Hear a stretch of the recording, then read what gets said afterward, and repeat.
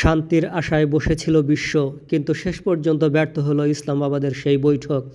Iran ও যুক্তরাষ্ট্র কেউ এক চুল ছাড় দিতে রাজি নয়। ১৩ ঘণ্টার রুদ্ধশ্বাস বৈঠক শেষে কোনো সমাধান আসেনি, খালি হাতে ফিরতে হলো দুদেশের প্রতিনিধিদেরকে। মধ্যস্থতায় ছিল পাকিস্তান, তবুও ভাঙেনি বরফ।